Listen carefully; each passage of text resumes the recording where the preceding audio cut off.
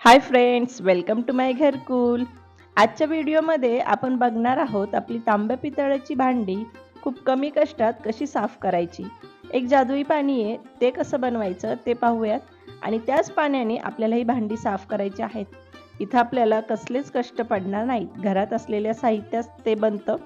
चला मग व्हिडिओला सुरुवात करूयात. आता उद्या दसरा येतोय, तर तुम्हा सर्वांना माझ्यातर्फे दसऱ्याच्या इन ॲडव्हान्स हार्दिक शुभेच्छा. आता माझ्याकडे असलेली ही तांब्या पितळाची भांडी आहेत, आपली देवपूजेसाठी लागतात. उद्या दसराही आहे, कलशासाठी मलाही हे साफ करून घ्यायचं आहे.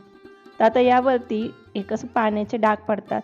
हवा आणि पाण्याच्या संपर्कात ही भांडी आली की अशी काळी पडतात आणि पाण्याचे डाग त्यावरती राहतात. आणि हे घासायचं म्हटलं तर बरेचसे कष्टही लागतात.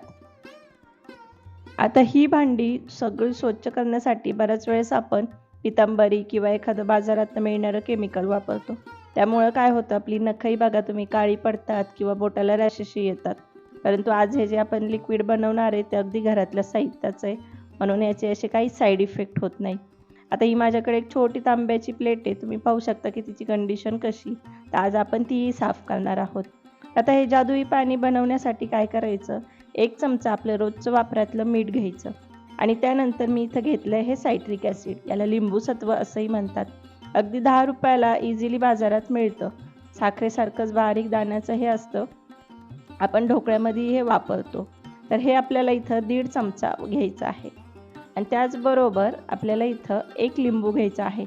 माझी थोडी भांडी जास्त आहेत म्हणून मी 1 लिंबू घेतले, तुम्ही अर्ध लिंबू वापरलं तरीही चालेल, किंवा हे सायट्रिक ॲसिड 1 चमचा घेतला तरी चालेल.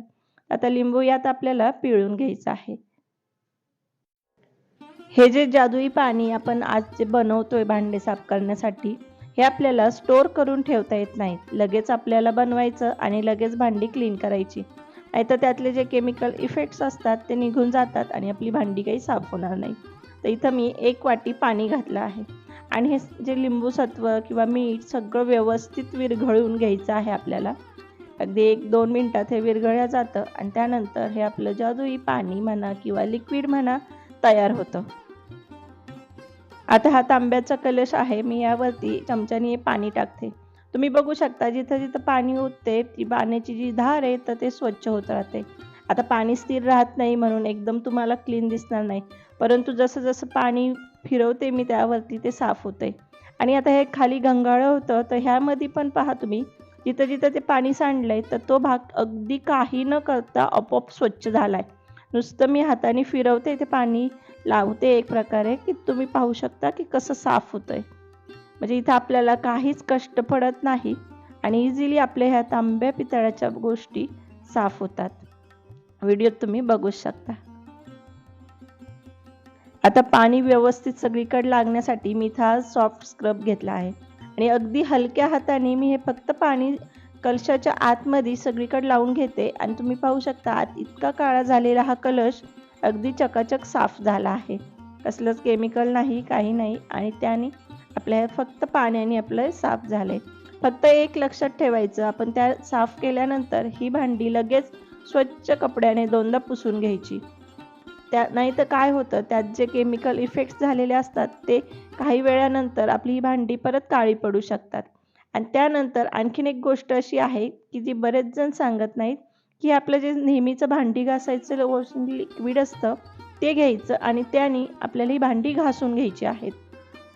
कारण केमिकल इफेक्ट्सनी हे लिक्विड तयार झालेलं असतं.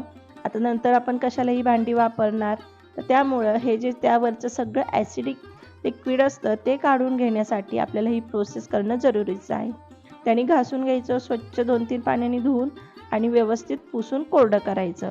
म्हणजे आपली भांडी आहेच्या अशी बऱ्याच दिवस राहतात. ही टिप जर तुम्ही नाही फॉलो केली तर बघा तुमची भांडी थोड्या वेळाने काळी पडू शकतात. आता तुम्ही पाहू शकता इथं मी सगळी भांडी चकाचक साफ करून घेतली आहेत, काहीही कष्ट न करता इतकी काळवंडलेली. आणि विशेष म्हणजे ही प्लेट, तर ही प्लेट तुम्ही साईडला पाहू शकता की आधी कुठल्या कंडिशनमध्ये होती आणि आता किती क्लीन झाली आहे. तर ही जे जादुई पाण्याची ही जी रेसिपी म्हणा किंवा ही टिप म्हणा तुम्हाला आवडली असेल तर कमेंट्समध्ये सांगायला विसरू नका. आणि व्हिडिओ संपूर्ण पाहिल्याबद्दल खूप खूप धन्यवाद.